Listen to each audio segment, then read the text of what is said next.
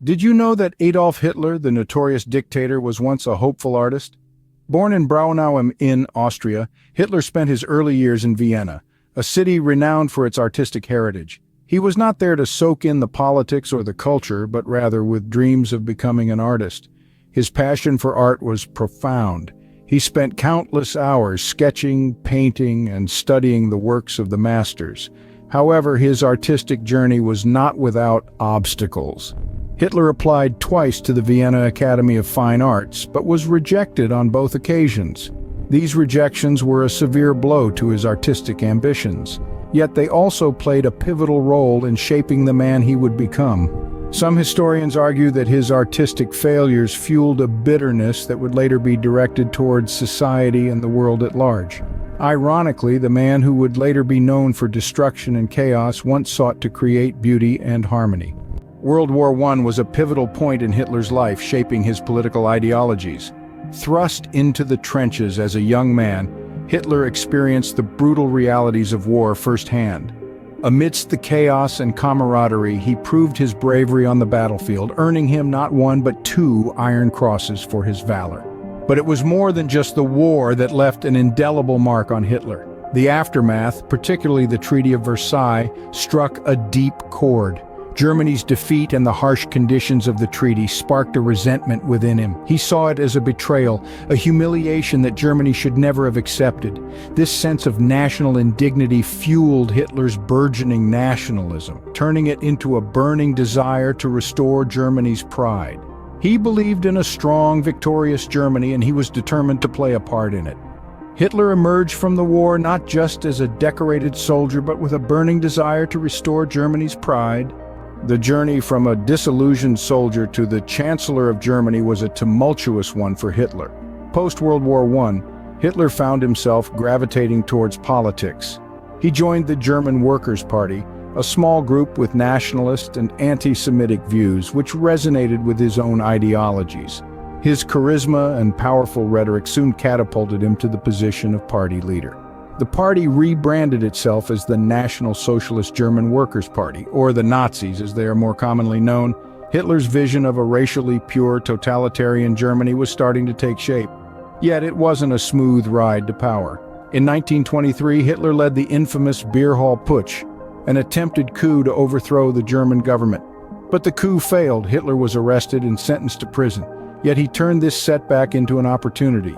It was during his time in prison that he penned the notorious Mein Kampf, a book outlining his political ideology and future plans for Germany.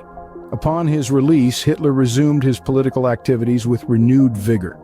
The Nazis started gaining traction, especially amidst the economic turmoil and discontentment of the German population. Hitler's promises of a prosperous, powerful Germany resonated with the masses. Then, in 1933, a turning point arrived. Hitler was appointed Chancellor of Germany. The man who was once a disgruntled soldier had ascended to the highest echelons of power. He had successfully maneuvered through the political landscape, exploiting the fears and frustrations of the German people to his advantage.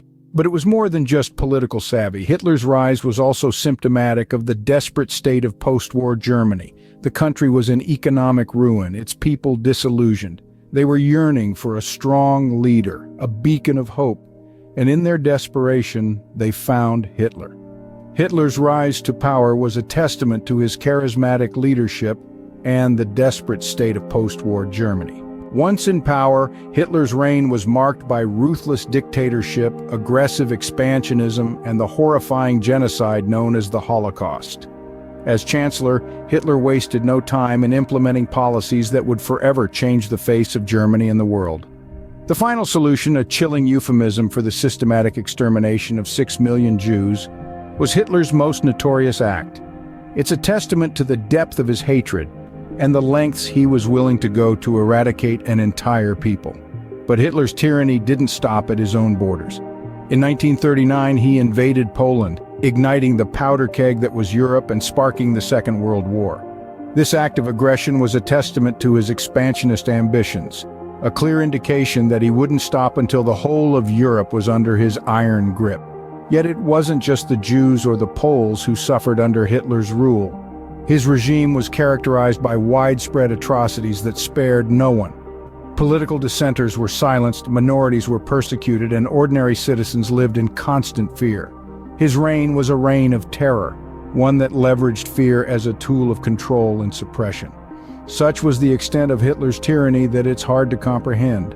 The numbers alone are staggering: 6 million Jews exterminated, millions more displaced or killed in the war, and countless lives ruined by his policies. But beyond the numbers, it's the human cost, the individual stories of suffering and loss, that truly encapsulate the horror of Hitler's reign. In the end, Hitler's reign was a dark chapter in human history, a time of unprecedented cruelty and destruction. His actions left deep scars that still haven't fully healed, reminders of a time when one man's hatred led to the suffering of millions. Hitler's reign, marked by terror and bloodshed, left an indelible mark on human history.